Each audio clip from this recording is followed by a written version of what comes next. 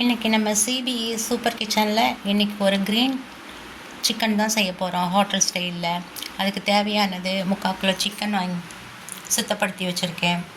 இஞ்சி, பூண்டு, 7 பச்சை மிளகா, புதினா, மல்லி இதெல்லாம் அப்படியே நம்ம அரைச்சிக்கலாம். சோம்பு, மல்லி, பட்டை, ஏலக்காய், 2 கிராம்பு இதெல்லாம் நம்ம வறுத்து பொடி பண்ணி வச்சுக்கிறோம். தண்ணி சேர்க்காமல் ட்ரை பொடியாக சமைச்சு வச்சுக்கிறோம். இதெல்லாம் பண்ணிவிட்டு பார்க்கலாம். பச்சை மிளகாய், பூண்டு, இஞ்சி, புதினா, கொத்தமல்லி, தண்ணி, நைஸான பேஸ்ட்டாக அடிச்சுக்கிறோம். நல்லா எவ்வளோ முடியுமோ அவ்வளோ நைஸாக அடிச்சுக்கோங்க.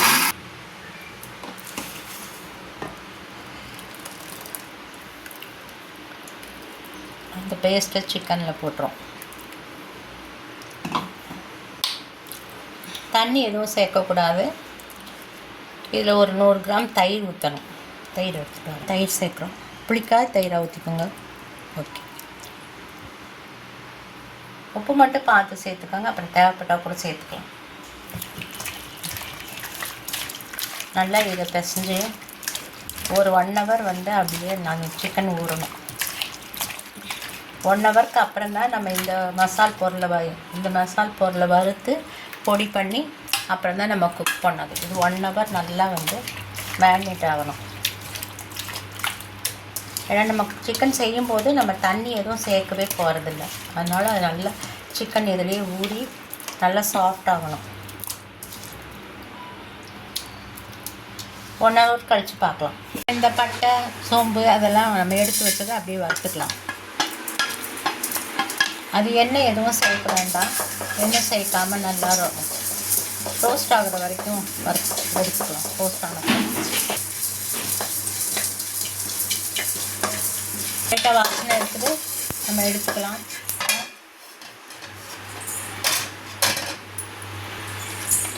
எண்ணெய் சேர்த்துக்கலாம்.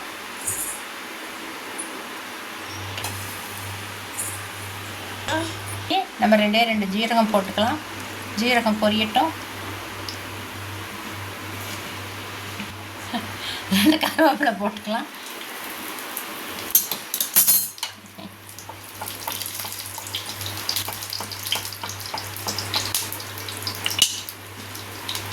அப்புறம் நம்ம வெங்காயம் சேர்த்துக்கலாம். ஒரு 2 வெங்காயம், மீடியம் சைஸ் வெங்காயம் கட் பண்ணியிருக்கு.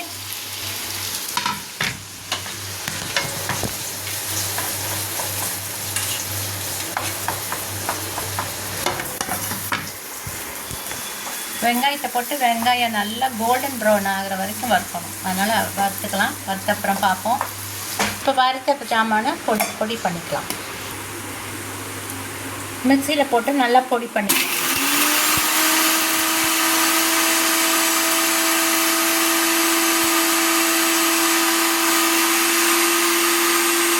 இந்த அளவுக்கு நல்லா நைஸாக பொடி பண்ணி வச்சுட்டோம். சரிங்களா? வெங்காயம் இன்னும் சவக்கணும். பாதி தான் சவந்திருக்கு. நல்லா கோல்டன் ப்ரௌனாக வரணும். இன்னும் சவக்கும்.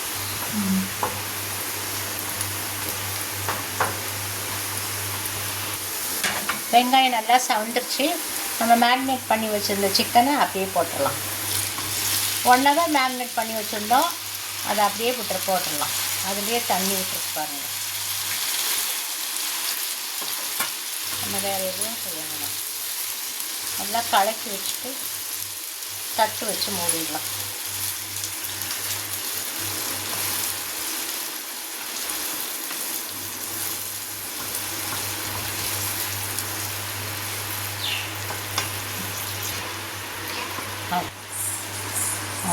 இப்போ தட்டு போட்டு மூடி நம்ம சிம்மில் வைக்கிறோம். சிம்மில் வச்சு ஒரு 10 நிமிஷத்துக்கு அது மூடி இருக்கணும். இடையில நம்ம ஒரு தரம் திறந்து கிளறி விட்டுக்கணும்.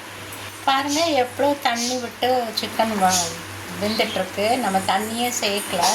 தண்ணி சேர்க்காமையே அது எப்படி வெந்துட்டுருக்கு பாருங்கள். இன்னும் நல்லா வேகணும். சிக்கன் இன்னும் வேக வேண்டியிருக்கு.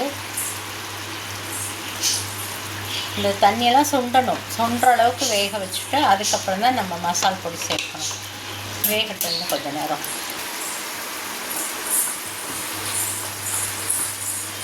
நல்லா வெந்துருச்சு. நம்ம இப்போ இந்த பவுடரை கலந்துக்கலாம். நம்ம அரைச்சி வச்சிருந்த பவுடரை நம்ம இதில் ஆட் பண்ணிக்கலாம். இந்த ஸ்டேஜில் நீங்கள் வந்து உங்களுக்கு காரம், உப்பு எல்லாம் பார்த்துக்கோங்க.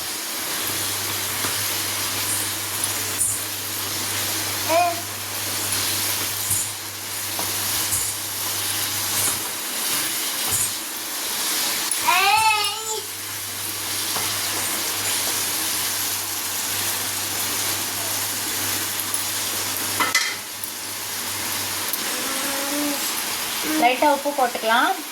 உப்பு பத்தாமல் இருக்குது. இதில் இன்னும் கொஞ்சம் நம்ம மிளகு சேர்ப்போம், அதனால காரம் பார்த்து சேர்த்துக்கோங்க. சரியா? நம்ம 7 பச்சை மிளகாய் போட்டிருக்கோம்.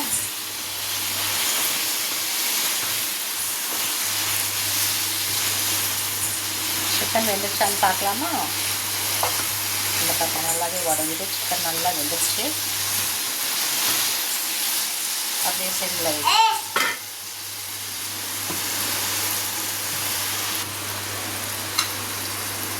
கொஞ்சம் ஆயில் போட்டுக்கலாம்.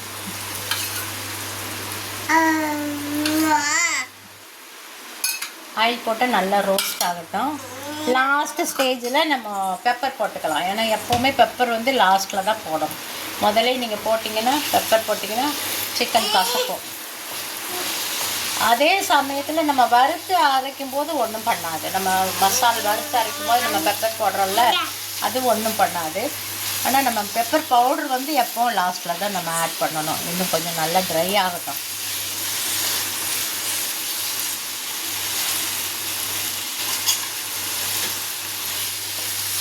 இந்த ஸ்டேஜில் வந்து நம்ம மிளகு பொடியை ஆட் பண்ணிக்கலாம். நல்லா 1 ஸ்பூன் நல்லா தாராளமாக மிளகு பொடி ஆட் பண்ணிக்கோங்க. காரம் கொஞ்சம் அதிகமாக சாப்பிடுவீங்கன்னா இன்னும் கூட 1 ஸ்பூன் போட்டுக்கலாம்.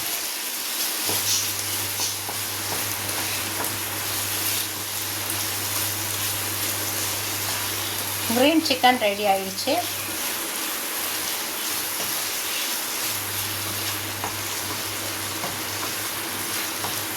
ஒரு முறை செய்து பாருங்கள். சப்ஸ்கிரைப் பண்ணுங்கள், லைக் பண்ணுங்கள், கமெண்ட்ஸ் கொடுங்க. தேங்க்யூ. அவ்வளோ.